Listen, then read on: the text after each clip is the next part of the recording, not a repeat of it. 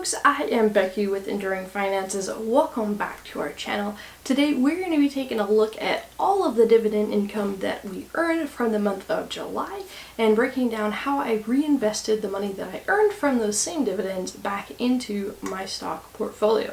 So let's get into and take a look at the goals that we have going on. Alright, so as far as goals for 2022, reach a portfolio of $32,500.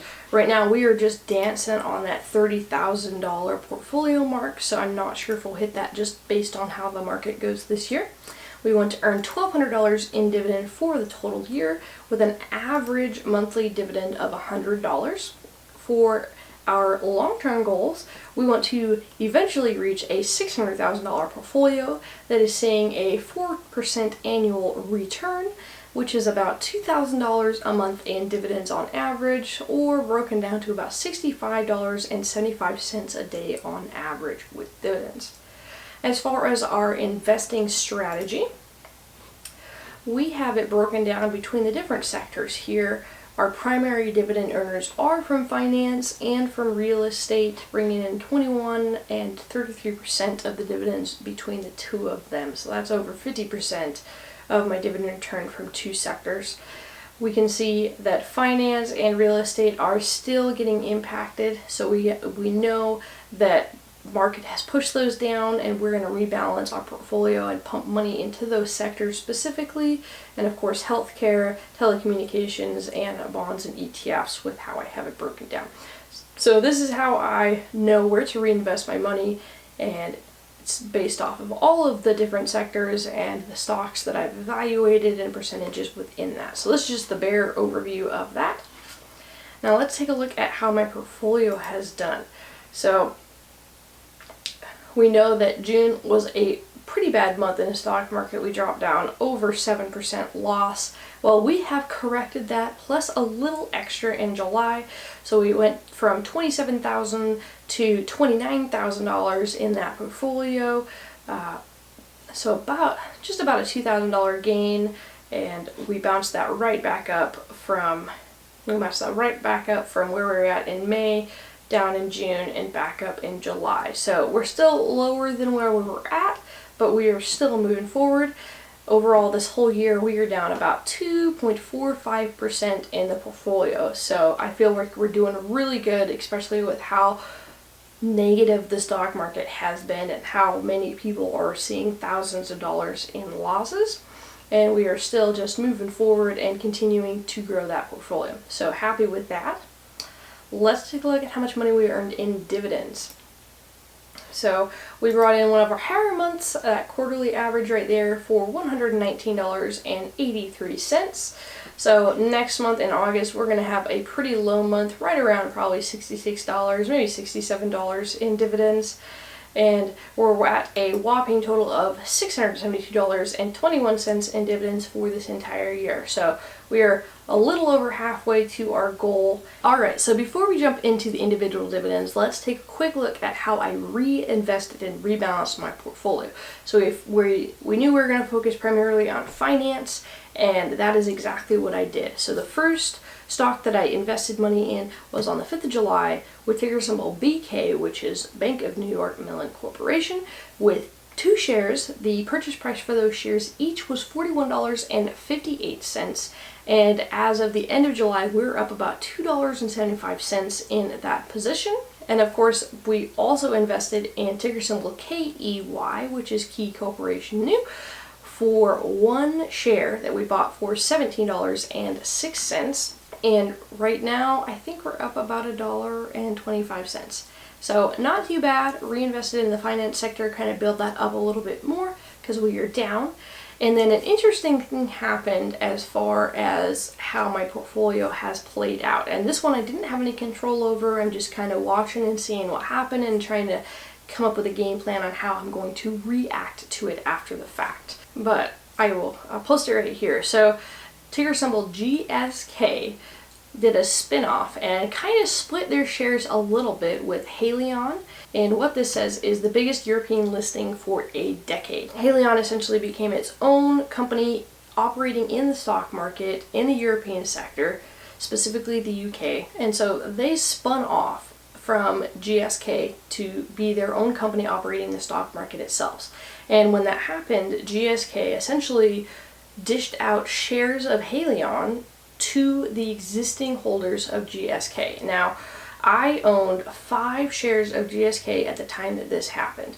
And so they transitioned and essentially grandfathered me into 5 shares of Haleon stock, which is ticker symbol HLN. And the average price for those was $5.53. Now, these are up over $7 right now, well, at the end of July. So over 27% increase in that stock price. And with the way everything worked out, I ended up holding on to 4 shares of ticker symbol GSK. So we're down a share in that, but we're still earning dividends off of that. But the Haleon shares are not offering dividends. They probably won't offer dividends for a long time if they ever get to that point. And so right now I'm just kind of watching the market and timing it, and I'm probably going to exit that position and hopefully take that 27% gain off of just happen to hold on to those shares and reinvest that money into a company that does actually pay dividends. We know that based off of other IPOs, they can be a little bit all over the place and kind of boost at the very beginning of that, public offering, and then crash and burn and then kind of rebalance itself. So I want to get out before it crashes and I lose money and have to hold on to it for a while to be able to not lose money. But we're just watching the market right now and kind of waiting for things to sift through all of that. But that's how I invested my money and kind of had my portfolio rebalance itself. So that is why we're seeing a dip down in dividends, because we've had 2 companies that have essentially either split or gone away that were providing dividends. 3 companies in the last 4 or 5 months that have split or completely gone off the exchange platform, and I've lost the amount of money that I was making dividends from them, and now have companies that don't pay dividends. So we're going to rebalance that and refocus and keep moving forward as a dividend growth portfolio. Speaking of dividends, let's get into the individual dividends that I made for the month of July. So first company on the 1st of July is ticker symbol KO, which is Coca-Cola Company, one of my favorites and a very good company. For $6.60, we have 15 shares of this stock. The average purchase price for those shares was $49.49 a piece, and we are up just under 30% overall in this position, and it makes up about 3.2% of my entire portfolio.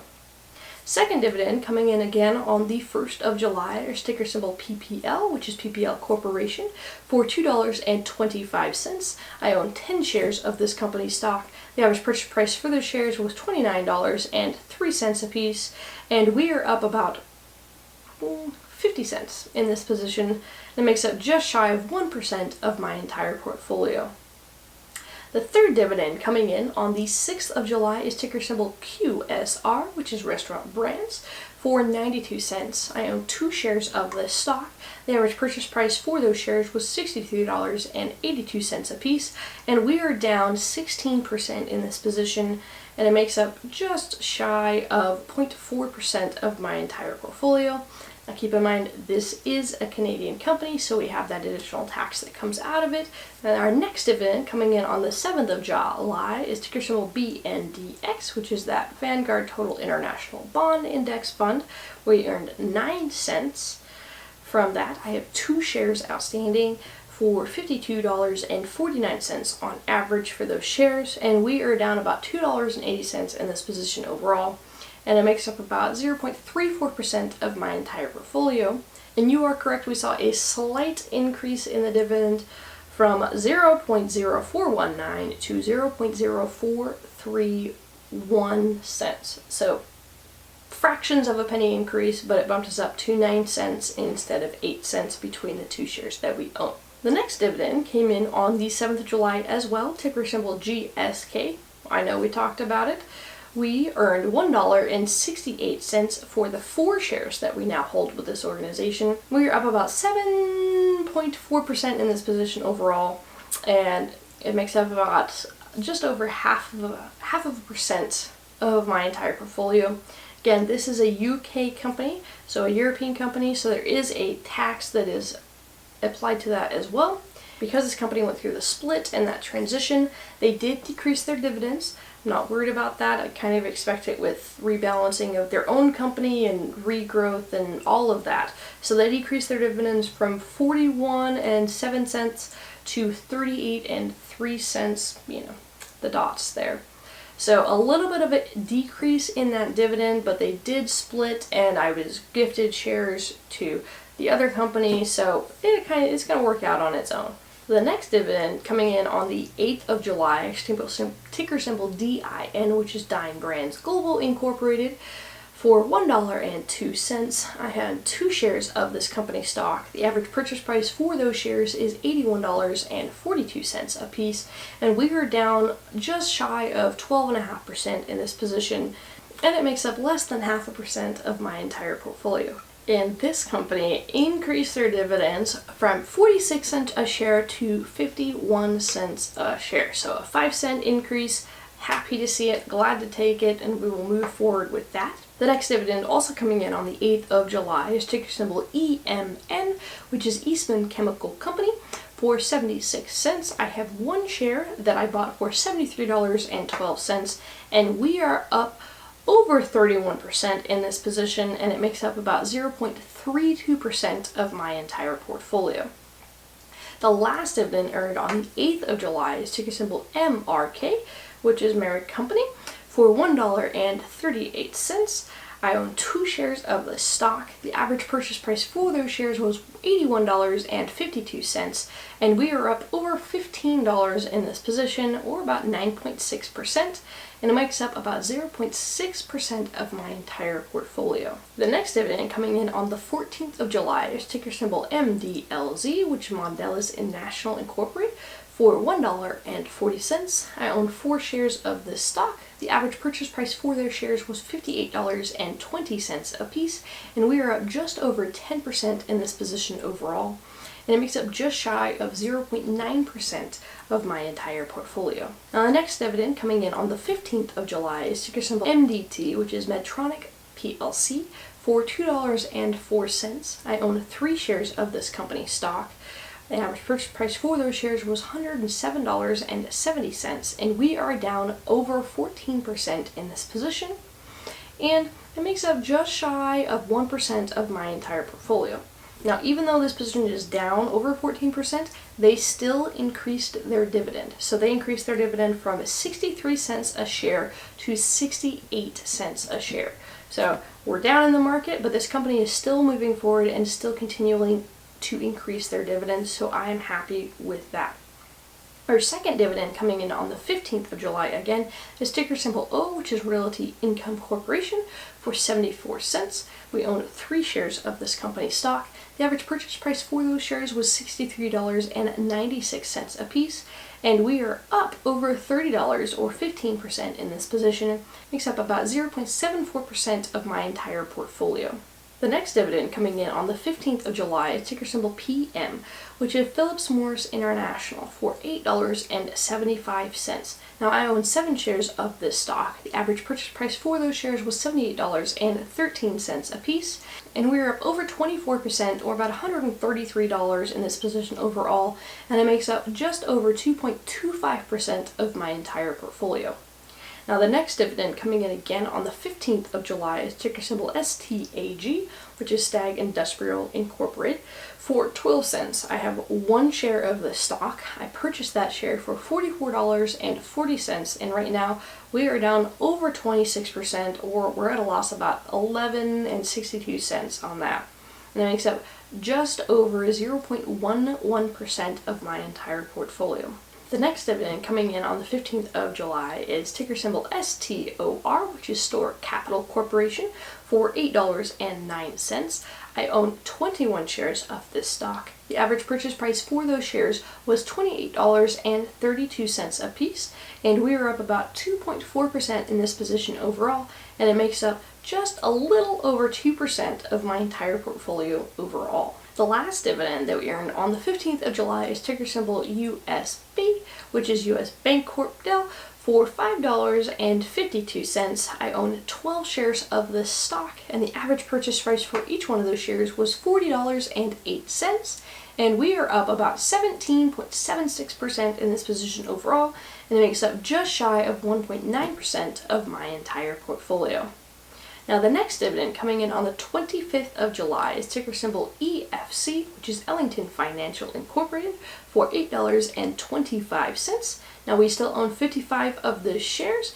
The average purchase price for those shares was $18.13 a piece, and we are down over $114 in this position, close to 12% decline, and it makes up about 2.95% of my entire portfolio, so a big one. The second dividend coming in on the 25th of July is ticker symbol NYMT, which is New York Mortgage Trust, for $40. Now we own 400 shares of this stock, so it's a big boy. Average purchase price for those shares was $6.25 a piece, and we are down about 50% in this position overall. We've been sitting right around that point for months now, and it makes up just over 4.1% of my entire portfolio, and we're still just playing and seeing how this all dives out, because it had a little bit of turnover with the company. We'll leave it like that, but I still like the company. I'm still having them maintain in my portfolio. They have steadily had the same dividend payout for a long time now, so they are just sticking right there, and we're just going to continue to get that $40 dividend payout every single quarter. The next dividend coming in on the 27th of July is ticker symbol BNS, which is the Bank of Nova Scotia, which is a Canadian company, so we're going to see that 15% tax already taken out by my brokerage account. So we ended up taking home $3.39 in dividends. We have 5 shares of this company stock. The average purchase price for those shares was $43.51 a piece, and we are up over 40% in this position, and it makes up just a little bit over 1% of my entire portfolio.